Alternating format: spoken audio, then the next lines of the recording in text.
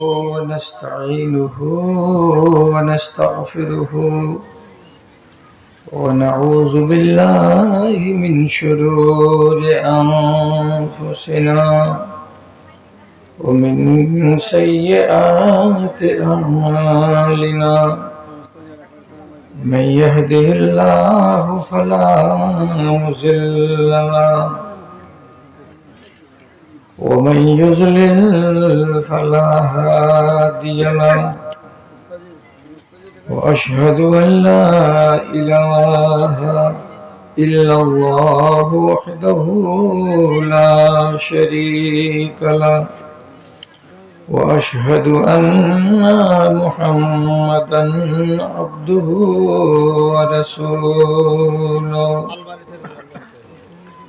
أما بعد أعوذ بالله من الشيطان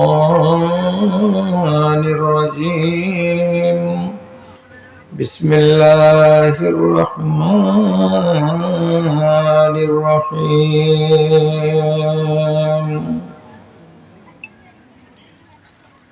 إن شر الدواب عند الله الصم البكم الذي لا يعقلون وقال الله تبارك وتعالى لهم قلوب لا يفقهون بها ولهم أعين لا يبصرون بها ولهم آذان لا يسمعون بها أولئك كالأنعام بل هم أضل وأولئك هم الغافلون আরামের তরে ভালোবাসো যদি শীতল গাছের ছায়া আখিরাত লাগিয়ে করো কিছু কাজ ছাড়ো দুনিয়ার মায়া প্রভুর শরণে ক্ষয় করে দাও তোমার দেহ আর মন পথিকের বেশে হয়েছে তোমার এ ধরায় আগমন সব কিছু ফেলে চলে যাবে তুমি আসিলে মরণক্ষণ রে আসিলে মরণক্ষণ সাঁঝ সকালে এত ছোটাছুটি কেন বা কিসের নেশায় সম্বল কিছু করো না জোগাড় বসে আছো কার আশায় বিচারের দিনে পাশে দাঁড়াবে না বিচারের দিনে পাশে দাঁড়াবে না কেউ তো আপনজন পথিকের বেশে হয়েছে তোমার এ ধরায় আগমন সব কিছু ফেলে চলে যাবে তুমি আসিলে মরণক্ষণ শূন্য হাতে এসেছিলে ভবে শূন্য হাত চলে যাবে ধন আর জন গাড়ি আর বাড়ি সবই পড়িয়া রবে রে সবই পড়িয়া রবে ছেলেরা তোমায় কবরে শোয়াবে ছেলেরা তোমায় কবরে শোয়াবে পরায় বস্ত্র সাদা কাফন পথিকের বেশে হয়েছে তোমার এ ধরায় আগমন সব কিছু ফেলে চলে যাবে তুমি আসিলে মরণক্ষণ আসিলে মরণক্ষণ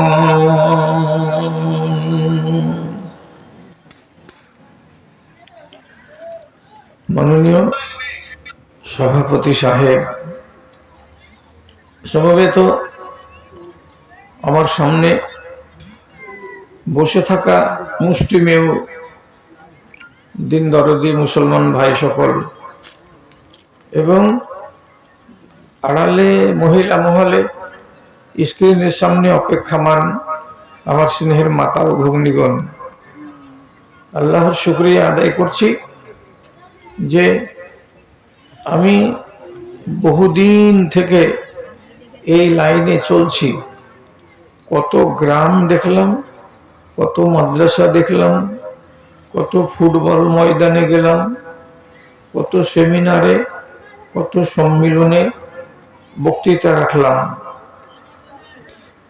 কিন্তু আপনার এইখানে এর আগে এসেছি বলে খেয়াল হয় না, বরং বলতে পারি আসিনি। আজকে প্রথম এখানে আসা। জানি না আপনাদের রাত্রি 10:30টার সময় কত বড় কাজ আছে, কি জরুরি তা আপনারাই জানেন। তবে একটা কথা হঠাৎ করে মনে আসলো, মানুষ ধর্মের ব্যাপারে এত উদাসীন কেন?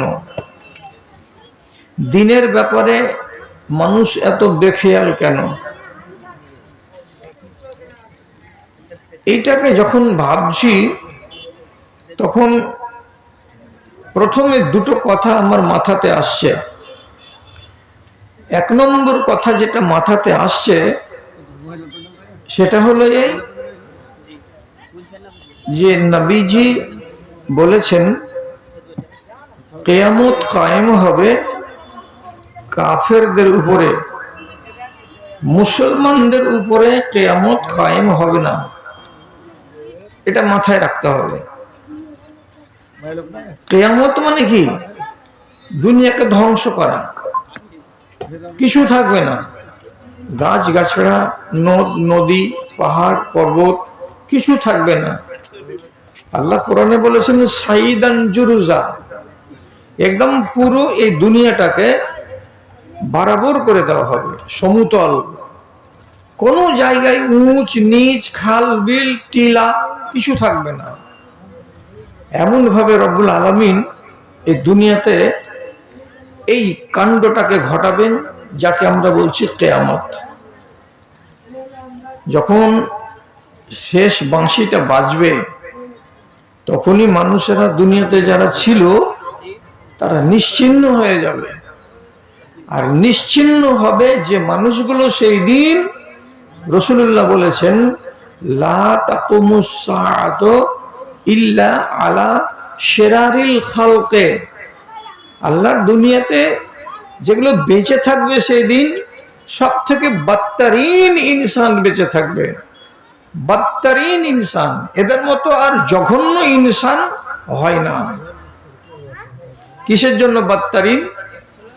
না এরা নমাজ চিনবে, না এরা রোজা চিনবে, না এরা হালাল চিনবে, না এরা হারাম চিনবে, না এটা মসজিদ আল্লাহর ঘর এটা চিনবে, না এটা উমুকদের ইবাদতখানা, ওরা ইবাদত করে বলে অন্য কাউরি ইবাদতখানাকে চিনবে, না কোনো একটা ভালোকে ভালো বলতে পারবে, আর না কোনো মন্দকে মন্দ বলতে পারবে। কিছুই যাদের বিবেকের ভিতরে থাকবে না, এইরকম লোকগুলোকে জানোয়ার ছাড়া, জানোয়ার মানে 4 পায়ের জানোয়ার ছাড়া কি বলতে পারা যাবে? এই জন্য রাসূলুল্লাহ বলেছেন কিয়ামত কায়েম হবে বদতরিন ইনসানের উপরে। এর তাওজীহ করতে গিয়ে উলামায়ে কেরাম বলেছেন বদতরিন ইনসানের মানে একটাও মুসলমান সেদিন বেঁচে থাকবে না। মুসলমানের উপরে আল্লাহ কিয়ামত কায়েম করবেন না, কাফেরের উপরে, বেদিনের উপরে, মুশরিকের উপরে আল্লাহ কিয়ামত কায়েম করবেন। এখন প্রশ্ন হলো আমাদের দিনের এই অবস্থা কেন? আমাদের এই ইসলামের এই দুর্ব্যবস্থা কেন? এর মানে আরেকটা শিখে রাখেন। শিখবো কি? রাসূলুল্লাহ একদিন ওয়াজ করতে করতে সাহাবীদের সামনে বলছেন এমনি করে দুটো আঙুলকে উঠিয়ে দিয়ে, এই দুটো, এই যে দেখছেন দুটো আঙুলকে দিয়ে রাসূলুল্লাহ বলছেন আনা ওয়াল কিয়ামাতু কাহাতাইনে, আমি এবং কিয়ামত ধরে নাও এইরকম। রাসূল বলছেন আমি এবং কিয়ামত এইরকম, মানে কি, এই আঙুলের মাথাটা হলো কিয়ামতের জায়গা বা সীমানা, আর আমি এই জায়গাখানে আছি। এইটা যখন পুরা হয়ে যাবে আর এই সমান হয়ে যাবে, তখন কিয়ামত কায়েম হবে। এই জায়গাটুকু ফাঁকা, এই ফাঁকাটুকু, গ্যাপটুকু ফিল আপ হতে যতটুকু টাইম লাগে, তাহলে আমি এইরকম জায়গাতে এসেছি দুনিয়াতে নবী হয়ে, এইটুকুনি এগিয়ে যে গেলেই সময়, বছর, কাল এখানে চলে আসবে আর কিয়ামত কায়েম হয়ে যাবে। এবার আপনি ভেবে দেখেন, এখানে এইরকম যে রাসূলুল্লাহ করলেন, এখানে কতটুকু জায়গায় এই আঙ্গুলের আর এই আঙ্গুলের মাথায়, এই সামান্য গ্যাপটুকুকে পূরণ করতে করতে কিয়ামত আসবে। তো তার ভিতরে রাসূলুল্লাহ বিদায় হওয়া দুনিয়া থেকে 1450 বছর হয়ে গেল। তখন এখনো কিয়ামতের এই জায়গাতে পৌঁছেনি দুনিয়ার বয়স। তো 1450 বছর হয়ে গেল, তো নিশ্চয়ই এটা তো বলতে পারবো যে সময় তাহলে কাছে এলো। তাহলে কতদিন থাকবে আল্লাহ তাআলা ভালো জানেন, কতদিন আর আছে। কিন্তু এটা তো ইয়াকিনী কথা যে কিয়ামতটা কাছে চলে আসছে রাসূলের কথা অনুযায়ী, আর তাতে 1450 হয়ে গেল। যদি আমি এটাকে বিল ফার্জ বলি আপনার সামনে যে আর 1450 বছর থাকবে, তারপরে দুনিয়া শেষ, তাহলে এই যে বাকি 1400 বছর আর থাকবে, তো এটা নিশ্চিত কথা কতদিন আস্তে আস্তে দুনিয়াতে ঈমানের আলিফ পর্যন্ত থাকবে না, থাকবে না, ধর্মের ধোয়াখানা থাকবে না, ইসলামের আলিফ সিন লাম তো দূরের কথা, থাকবে না, সব মুছে যাবে। এজন্য রাসূলুল্লাহ বলছেন, দেখো জি টাইমটা কাছে আসছে কি আসছে না, এটা তোমরা বুঝবে কি দিয়া, কিছু কিছু লক্ষণ দুনিয়াতে তোমরা দেখতে পাওয়া। ওই লক্ষণগুলো যদি চোখে দেখতে পাও, তো তোমরা ভেবে নিও যে আর দেরি হবে না, কাছে গেছে সময়টা। তো কি কি লক্ষণ রাসূলুল্লাহ বলেছেন, এগুলো যদি দেখতে যাচ্ছি তো মিলে যাচ্ছে। কিছু কিছু বলতে কি অর্ধেক গুলো আমাদের এই যুগের সাথে মিলে যাচ্ছে। একটা আপনাকে বলছি, নবীজি বলছেন ইন্নাল্লাহা ইউবগিযু কুল্লা জাযারিন জাওয়াজিন সাখাবিন ফিসসুক জিফাতুন বিল্লাইলি ওয়া হিমারুন বিন্নাহার। কি তরজমা? তো রব্বুল আলামিন বলছেন, যাদের চামড়া মোটা হয়ে গেছে, যাদের বিবেকে ঘুম লেগে গেছে, যাদের আক্কেলে পর্দা পড়ে গেছে, এরকম চামড়া মোটা মানুষগুলোকে আল্লাহ রাব্বুল আলামিন দেখতে অপছন্দ করে। চামড়া মোটা মানে কি? পেটের চামড়া কেমনি করে ধরে দেখবেন যে আমার মোটা না পাতলা, এর মানে এটা নয়। চামড়া মোটা হয়ে গেল, এর মানেটা হচ্ছে ওর আক্কেল মোটা, ওর বুদ্ধি মোটা, ওর বিবেক মোটা। যার আকেল, বিদ্যা, বুদ্ধি, বিবেক সব মোটা হয়ে যাবে, ওর কোনো কথাই শুনতে চাইবে না, কোনো কথাই বুঝতে চাইবে না। এইরকম মানুষগুলোকে আল্লাহ রাব্বুল আলামিন, নবী বলছেন, আল্লাহ ঘৃণা করেন। তো কি দিয়ে বোঝা যাবে যে আমার আক্কেল মোটা, আমার বিদ্যা বুদ্ধি মোটা? আপনি কি দিয়ে চিনবেন? তো চিনার একটা লক্ষণ রাসূলুল্লাহ কি বলছেন, জিফাতুন বিল্লাইলি ওয়া হিমারুন বিন্নাহার। রাতের বেলায় এরা থাকবে শুয়ে মরা কুকুরের মতো হয়ে, মরা জানোয়ারের মতো হয়ে, এবং সকাল বেলায় যখন এরা উঠবে তখন জীবিত গাধার মতো হয়ে উঠবে। এর মানে কি, ঘুমাবার সময়টা দেখে মনে হবে এরা মুর্দা, আর জাগবে যখন তখন দেখে মনে হবে এরা জিন্দা গাধা। আজব কথা। এই ছেলেগুলো ওদিকে যাও, তোমরা বসবে না বুঝতে পারছি, তোমাদের পায়ে অসুখ আছে, তোমরা ওদিকে যা খাড়া হও, যাও, অনেক জায়গা, একটু দূরে যা খাড়া হও।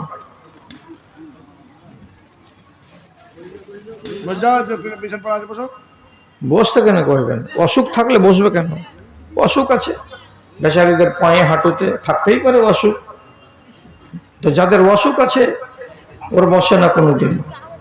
আর ঘোড়াকে যদি পুয়ালের উপরে খাড়ো করেন যে সুত, এখন তোকে জুড়বো না গাড়িতে, সকালে জুড়বো, তো সারাটা রাত যে এই জানোয়ারটা ঘুমাবে, দাঁড়িয়ে দাঁড়িয়ে ঘুমাবে, এটা জানেন না? জানেন না?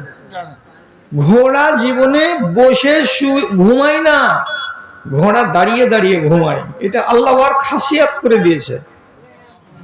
তো এক একজনের এক এক রকমের খাসিয়াত, এগুলো বলে লাভ নাই। তো কি বলছিলাম, যে রাতের বেলায় থাকবে মরা জানোয়ারের মতো হয়ে, আর সকাল বেলায় জাগবে তো জিন্দা গাধার মতো। তো মরা মানুষের মতো কে থাকে?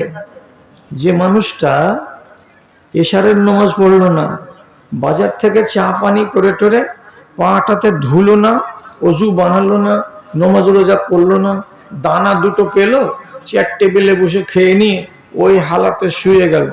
শুয়ার বেলাতে যে একটা দোয়া বলতে হবে, দোয়াটা আল্লাহর হুকুমে ও জানে না।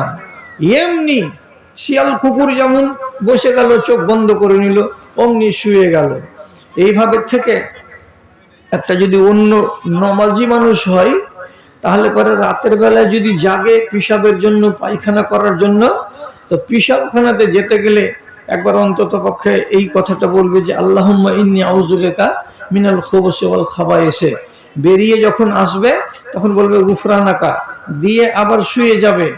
কিন্তু একগুলো মানুষ এমন হবে, পিশাবের চাপ যদি থাকে, বের হবে, নিজে বাথরুমে গিয়ে পিশাব করে নিবে, আবার ওখান থেকে বেরিয়ে চলে আসবে, মুখটা গঙ্গা কালা, কোনো শব্দ বলল না, গেল, বেরিয়ে গেল, আবার এসে শুয়ে গেল। ফজরের আজান হলো, জাগতে পারলো না, জাগতে, ও বাবজি ওগুলা ছাড়েন তো কথা, কিচ্ছু নেই, গাঁওয়ালাকে জালসা শোনাবে, ময়দানের লোক নেই এখানে, আওয়াজে কিচ্ছু নেই, ওগুলো বাদ দিন কথা। জালসা তো আমাদের শেষ এখন, আর মাইকের আওয়াজ দেখে কি করবেন আপনি? তো এই মানুষটা যে শুয়েছে, এর তুলনা দিলেন রাসূলুল্লাহ কার সাথে? মরা জানোয়ারের সাথে। কেন? আপনি যদি একটা কুকুর মরে যায়, তো রাস্তার কিনারায় যদি ফেলে দিয়ে আসেন, আজকে বৃহস্পতিবারের দিন 10টায়, তো শুক্রবারের দিন 10টাতে আপনি দেখবেন যে হালাতে ছিল ওই হালাতেই পড়ে আছে, পা উপর দিকে, মুখখান টেढ़া। 3 দিন বাদে যাবেন, পা উপরে আছে, মুখ টেढ़া হয়ে পড়ে আছে, আর অবস্থার কোনো বদল নেই। তো মরা কুকুর যেমন বদল করে না তার হালাতকে, অবস্থাকে, তেমনি এই একটা বাচ্চা মুসলমানের রাত্রিবেলায় ঘুমাবে তো অবিকল মরা জানোয়ারের মতো, আর সকাল হতে গেলে গাধার মতো চিৎকার শুরু হয়ে গেল। কেমন চিৎকার? মাকে ডাকবে তো জোর আওয়াজে, স্ত্রীকে ডাকবে তো জোর আওয়াজে, পানি কেন নাই বালতিতে, জোর আওয়াজে, ব্রাশ খান কুমড়ে গেল আমার, জোর আওয়াজে, কলগেট কেন নাই এখানে, তোরা কি করছিলি, জোর আওয়াজে। চায়ের দোকানে চা খেতে যাবে সকালবেলায়, ভদ্রলোকেরা বসে আছে, 10 হাত দূরে থেকে আওয়াজ দিয়ে বলবে চিৎকার করে, এই শোনেন চা পাঠাবি একটা, দেরি করবি না। অভদ্র আচরণ করবে। সকালবেলায় দেখবেন জিন্দা গাধার মতো, আর রাতের বেলায় মরা জানোয়ারের মতো। এই লক্ষণ আপনি দেখতে পাবেন যাদের ভিতরে, তাকে জেনে নিবেন কিয়ামতের লক্ষণের ভিতরে আমার বাড়িতে এই লক্ষণ শুয়ে আছে মানুষ। এই জন্য আক্ষেপ করে বলেছিলাম, শয়তান বসে হাসে জয় হাসি, শয়তান বসে হাসে জয় হাসি, ওরে আদমের সন্তান, তোদের পিতারা ছিল খোদা ভীরু, তোরা কেন মস্তান রে, তোরা কেন মস্তান। আমি যে তোদের নরকের নেতা, আয় আমার পিছনে আয়, তাগুতের রাজ কায়েম হয়েছে সারাটি দুনিয়ায়। হায় রে হায়, মুমিনের রাজ ঈমান নিয়ে বেঁচে থাকাটাই হয়েছে দায়।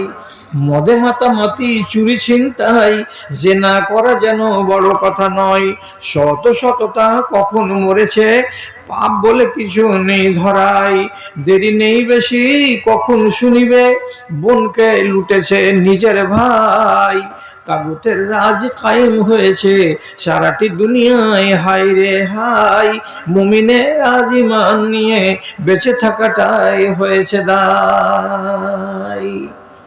পরিস্থিতিটা এই, আজান হলো, বুড়া মানুষ, আপনি একটা গেলেন, গোটা বাড়ি ঘুমাবে, কাউকে আপনি চেতন করতে খালি কপারটাকে বাজিয়ে দেখেন। আপনার যদি পোতা আপনাকে বেইজ্জত না করে ছেড়ে দেয় তো আমার নাম মিথ্যা। বাবা, এমন সময় চলে আসবে। এদের সম্বন্ধে রাসূলুল্লাহ আর একটা কথা কি বলছে, কত সত্য কথা রাসূলুল্লাহ বলে দিয়েছেন। লা ইয়ারিফুনা মারুফান ওয়ালা ইউনকিরুনা মুনকারা। ওই যুগের ছেলেপিলেগুলো এটা বুঝতে পারবে না, এ কাজটা যদি করি তো ভালো হবে, লোকেরা ভালো বলবে, আর এ কাজটা যদি করি তো লোকে মন্দ বলবে, তো মন্দটা থেকে পালিয়ে যাই আর ভালোর দিকে এগিয়ে যাই। এরকম তাদের জেহেন থাকবে না, এরকম তাদের মিজাজ থাকবে না। ভালো কোনটা বুঝতে পারবে না, মন্দ কোনটা বুঝতে পারবে না। এমনই তারা নির্বোধ হয়ে যাবে, এমনই তাদের ঈমানের দিক দিয়ে তাদের ব্রেনটা ধ্বংস হয়ে যাবে। কোনটা মুনকার আর কোনটা মারুফ কিছু চিনতে পারবে না। আর এটাই তো কথা। যদি বলেন কি দিয়ে তুমি বুঝতে পারলাম মৌলভী সাহেব, আমি আল্লাহর কসম খেয়ে বলতে পারি, আমাদের দেশে যতগুলো জালসা হচ্ছে সব জালসাতে মাওলানারা এই কথাটা বলছে, ছেলে মেয়ে একসঙ্গে বাজারে ভিড় করিও না, ওইখানে মেলাতে গিয়ে ঠেসাঠেসি করিও না। সব মাওলানারা বলছে দেখো, বিবাহ শাদীটা জীবনের মশলা, এটাকে হারাম করে করিও না। পরের মেয়েকে নিয়ে পালিয়ে কোর্টে বিবাহ করে জীবন কাটাতে যেও না, এটা হারাম। এগুলো ওয়াজ প্রত্যেক দিন হচ্ছে, জুমাতে হচ্ছে, মজলিসে হচ্ছে, জালসাতে হচ্ছে। যে কোনো মজলিসে আলেমেরা বলছেন নেশা সেবন করিও না। যে কোনো ধরনের নেশা হলো হারাম। তার ভিতরে সব থেকে জঘন্যতম হারাম নেশা হলো কোনটা? বোতল থেকে গট গট গট গট করে গিলে খাওয়াটা। ওই নেশা যদি কেউ করে 40 দিন তার নামাজ কবুল হবে না। কত সাংঘাতিক জিনিস। তো এতগুলো কথা শোনার পরে কোনটা ভালো বুঝতে পারে না, কোনটা মন্দ এটা কথা বুঝতে পারে না। যদি বলেন যে হ্যাঁ বুঝতে পারছে, তাহলে আপনাকে জবাব দিতে হবে। আমাদের দেশে পরের মেয়েকে নিয়ে পালিয়ে বিয়ে করাটা ওয়াজ শোনার পরে কিছু কমেছে না কিছু বেড়েছে? যত দিন যাচ্ছে বেড়ে যাচ্ছে, কমছে না। তাহলে এই ছেলেগুলো মারুফ কাকে বলে জানে? যদি জানোয়ারের গলাতে কেউ তাবিজ লটকা করে যদি কি করে কোরআনের আয়াতকে ঝুলিয়ে দেয় যে এটি ছেলেটা ভালো হবে, হবে ভালো? ভালো হবে না। ভালোই হবে না। কেন হবে না? এমন জমানাতে এসেছি যে এরা হলো কেমন মানুষের শেকেলে পয়দা হয়ে আধখানি হয়ে গেছে এদের ভিতর জানোয়ার। এর পরে যখন এদের ছেলে পিলেরা আসবে তখন ওরা হয়ে যাবে আর আধখানি জানোয়ার, তাহলে বাঁচবে 25 ভাগ। তার ছেলেরা যখন আসবে এদের মরে যাওয়ার পরে, তখন এদের ভেতরে ঈমান থাকবে 100 ভাগের ভেতরে 10 ভাগ, তারপরের গুলোতে 5 ভাগ। এরকম করতে করতে শেষের বেলায় বাকি থাকবে কি? শুধু আল্লাহ, শুধু আল্লাহ।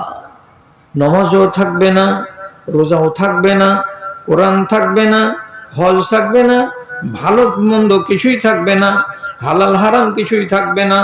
সব মুছে যাবে দুনিয়া থেকে, আর মানুষগুলো খাবে আর দাবে, গরু বাছুর যেমন বাঁচে ওই রকম তারা বাঁচবে। তখনও মুখে মুখে মানুষের ঘুরে বেড়াবে আল্লাহ। সহিহ হাদিসে লেখা আছে, পরিস্থিতি যখন বেশি খারাপ হয়ে যাবে তখন কোরআন মাজিদ আপনি রাতের বেলায় রাখলেন ভালো, ওতে 114টা সূরা আছে, বিসমিল্লাহ আছে, সব ঠিকঠাক আছে, আপনি দেখলেন যে কোরআন মাজিদ ঠিকঠাক আমার আছে। তারপর সকালবেলায় টেবিলে হঠাৎ করে যখন কোরআন মাজিদটাকে খুলবেন, দেখা যাবে সারাটা কোরআন মাজিদের প্রথম পাতা থেকে শুরু করে শেষ পাতা পর্যন্ত যতটি কোরআনে পাতা আছে, কোনো একটা পাতাতে বিসমিল্লাহ কথাটা নাই, কোনো একটা পাতাতে কোরআনের আয়াত নাই, কোনো একটা পাতাতে একটা জের, একটা জাবার, একটা নোক্তা, একটা পেশ বলে কোনো কিছু নাই, সাদা পাতা পড়ে আছে। আর রাসূলুল্লাহ বলছেন, দুনিয়াতে যেগুলো মানুষের অন্তরে কোরআন মাজিদ ছিল, কাউরি কোরআনে ছিল 10 পারা, কাউরি কোরআনে 5 পারা, কাউরি হৃদয়ে ছিল 4 রুকু 5 রুকু, কাউরি ছিল আম্মা পারা। হৃদয়টা একেবারে খালি হয়ে যাবে, ইয়াখরুজু মিন সুদুরিন নাস, মানুষের অন্তরে কোরআনের একটা সূরা পর্যন্ত থাকবে না, সব খালি হয়ে যাবে।